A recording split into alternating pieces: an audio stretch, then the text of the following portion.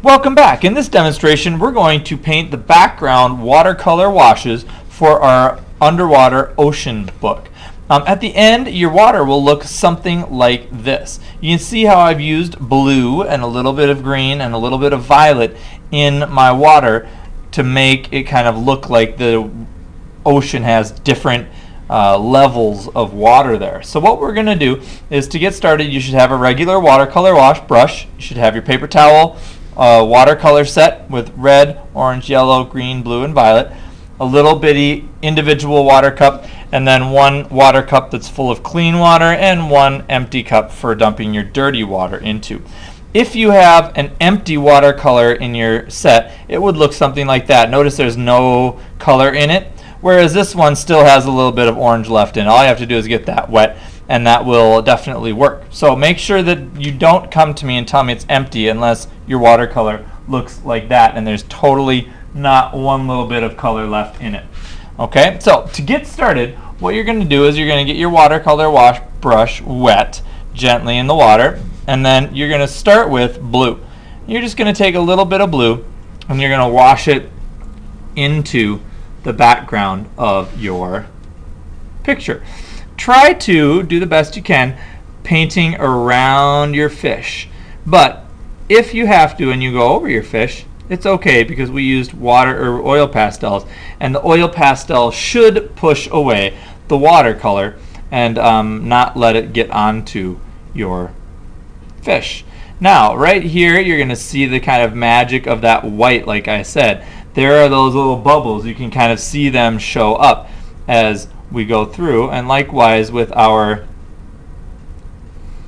words are going to stand out against the blue watercolor. Now as you do this, try not to scrub the paint back and forth too much, otherwise it just might overpower the oil pastel. So when you paint, you just want to brush the brush right over the oil pastel quickly. You know, don't stick around on the oil pastel. Also, as you're painting, make sure that you're always pulling your brush. Okay, now before this gets too dry, I'm just going to take a little bit of green. I'm going to just dash it in here a little bit, kind of dribble it in, and let that green kind of blend in with that blue color.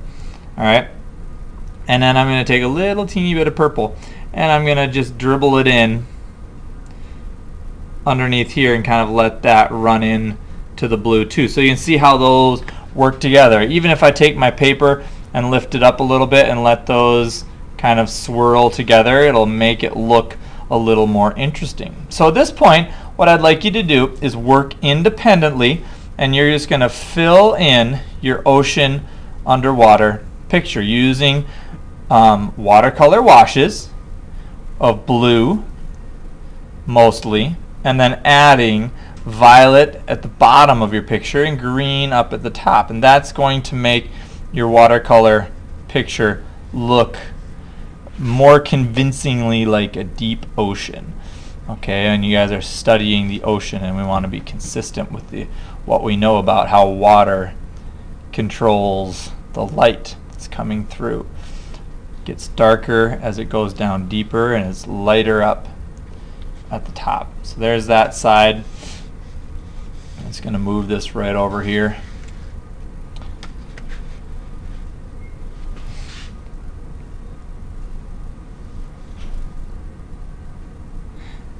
As you work, make sure you're not smearing your hand through your watercolors, because we don't want those to get messy and smeary. Also, if you get it all over your hands, then you can't really control where it's going for sure. And if you're working a little bit on the slower side, make sure that you drop in your greens and violets ahead of time before your watercolors dry out. If they get too dry, you won't be able to drop in the color as you want to.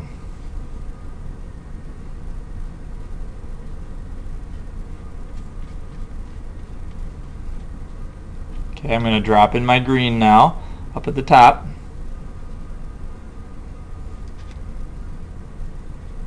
And drop in some violet down at the bottom. Okay, and there's my colorful picture. Now, if you get to a point where you've got too much water, like it's pooling right here on the crease or over here on the crease, you can take up your paper towel and just kind of pat the surface a little bit. And if you do that, you can also almost make it crinkly looking like that, almost like there's little waves in the ocean there.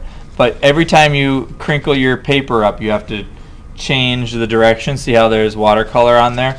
So you might have to end up getting a fresh paper towel if you run out, and then crinkling it like that. And that will give the background a little bit different texture as well.